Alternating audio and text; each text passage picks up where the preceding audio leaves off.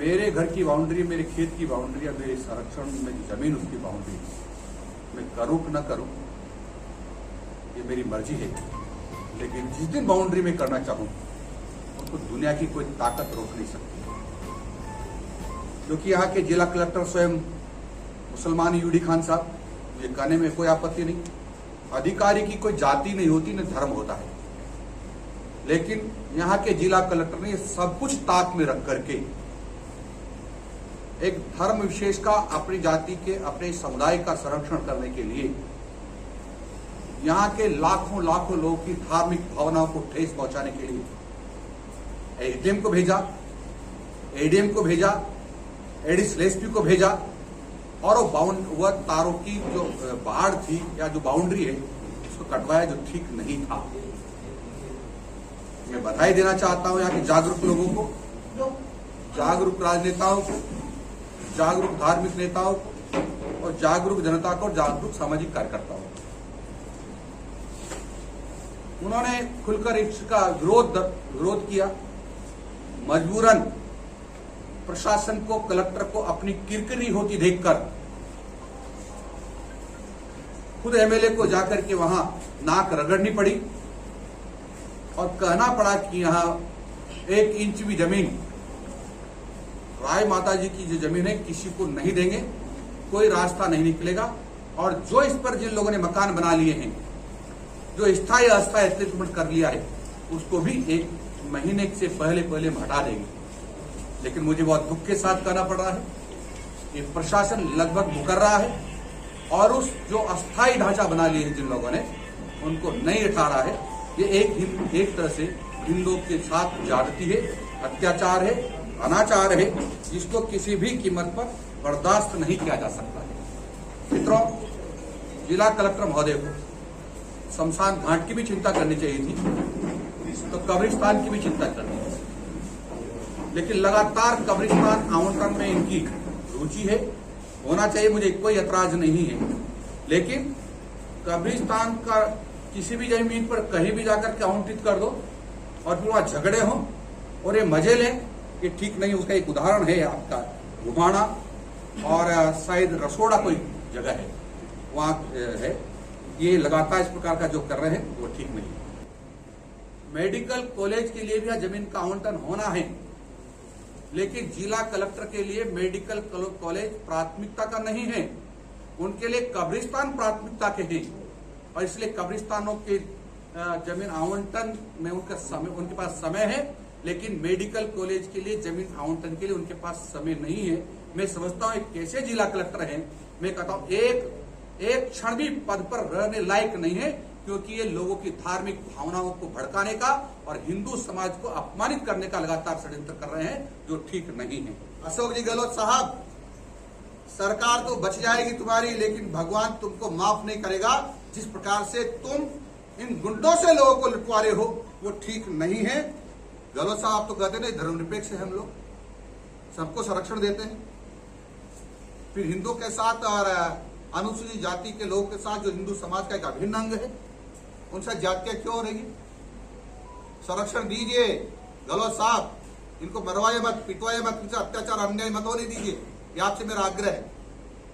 और जितने भी गुंडे थे खटीकों पर हमला करने में, उनको तुरंत गिरफ्तार कीजिए। ये उनका इंटरनल मामला है, कुछ भी रायशुमारी कर सकते हैं, लेकिन जो रायशुमारी के तथ्य आ रहे हैं वो ठीक नहीं है। क्योंकि जिस प्रकार की मीडिया में बातें आ रही है उससे तो कोई किसी की सुनने वाला नहीं, कोई भी सुन रहा है। जनता के साथ अन्याय हो रहा है, जनता प्रताड़ित है, जनता लूटी जा रही है, लूट रही है। लेकिन जो कुछ एमएलए सही बात करे उसको सुनने वाला कोई नहीं। पोपाबाई का राज है, अंधा पीसे कुत्ता खावे, ऐसा एक हाड़ों पे कहावत है, वो चरितार्थ हो रही है। राजस्थान सरकार में विस्तार, मंत्रिमंडल विस्तार काफी दिनों से हो रहा है, आज तक हुआ नहीं है। इसमें कोई बीजेपी की भी कोई भूमिका है क्या? अशोक जी नहीं कर पा रहे हैं मंत्रिमंडल विस्तार, इसमें भाजपा की हमने न तो वो पेज चुराया इनको जिनसे वो मंत्रिमंडल का विस्तार करना चाहते थे। भारतीय जनता पार्टी की कोई भूमिका नहीं है, ये चाहे जब करे चाहे जब न करे। बीजेपी में भी गुटबाजी देखने को मिल रही है। पूर्व सीएम वसुंधरा राजे का पौत्र से फोटो में गायब है, उसको कह रहे हैं अब आपको लगता होगा हमारे यहाँ तो कोई गुटबाजी नहीं है, सबका एक प्रोटोकॉल है।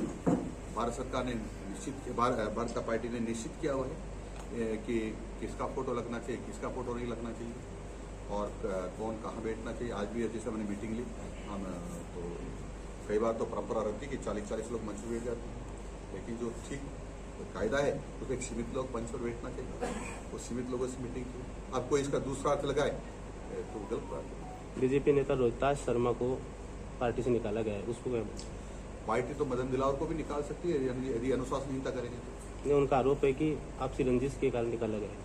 वो कुछ भी कहें, मदन दिलावर को भी निकाल सकती है पार्टी, उनको अधिकार है। यदि हम पार्टी को नुकसान पहुंचाने की कोशिश करूंगा तो निकाल सकते हैं। सर, महंगाई पे भी बहुत अभी चर्चा हो रही है, कांग्रेस भी लगातार प्रदर्शन कर रही है, तो कुछ केंद्र सरकार? कांग्रेस तो कुछ भी कर सकती है। कांग्रेस ने तो कहा था धारा 370 नहीं हटने देंगे, आग लग जाएगी, हाथ जल जाएंगे, भगवान राम का मंदिर नहीं बनने देंगे, हम यहाँ पर वापस मस्जिद बना देंगे। तो मूर्ख लोगों के बारे में क्यों चर्चा करते हो? तो महंगाई पे चर्चा कर रहे हैं, भी प्रदर्शन करिए, लेकिन महंगाई के लिए कोई प्रयास केंद्र सरकार या फिर कुछ किया जाएगा जिसमें राहत लोगों को मिले? राहत लोगों को मिल रही है ना। 80 करोड़ लोगों को भारतीय जनता पार्टी के सरकार माननीय नरेंद्र जी मोदी 2 रुपए किलो गेहूं और उसके अतिरिक्त 5 किलो गेहूं और निःशुल्क दे रही है। राहत मिल रही है ना। निःशुल्क गैस का सिलेंडर, गैस का फ्री दिया है। किसानों को 2,500 हजार कोरोना में 2,500 रुपए 2 किस्तों में 5,000 दिए हैं और 6,000 रुपए अतिरिक्त हर साल उनको 4 महीनों के में 2,000 रुपए किस्त दे रहे हैं। बहुत राहत मिल रही है। पेट्रोल 111 रुपये लीटर हो गया है। पेट्रोल 111 रुपये लीटर हो गया है। पेट्रोल डीजल के दाम भी लगातार बढ़ रहे हैं, उसके लिए भी देखो सुनो, हम चाहते हैं कि निःशुल्क गेहूं मिले, हम चाहते हैं किसानों का सम्मान हो, हम चाहते हैं सारा डेवलपमेंट हो, तो हम ये चाहते हैं कि भाई क्या कोई पैसा कहाँ से लाएगा? आपको पता नहीं, मनमोहन सिंह जी ने तो कहा था क्या पेड़ के नोट लटकते हैं, क्या पेड़ पर लगते हैं क्या? अरे ये सरकार वह नहीं है, ये तो कहती है आर्थिक संसाधनों पर इस देश के सब नागरिकों का अधिकार है, लेकिन कांग्रेस कहती थी इस देश के आर्थिक संसाधनों पर केवल मुसलमानों का अधिकार है। पागलपन की बातें थी ना। आप उस पार्टी के बारे में बात कर रहे हैं।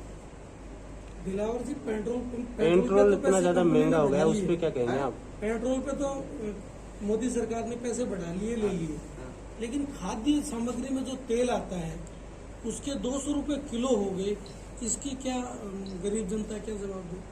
देखो, मैं इसमें कुछ कहना नहीं चाहता, इसलिए नहीं कहना चाहता क्योंकि ये होता है डिमांड और सप्लाई पर। ये मार्केट में जो तेल जिससे भी निकलता है उसकी डिमांड और सप्लाई कैसी है, उसके ऊपर भाव का उतार और चढ़ाव होता रहता है।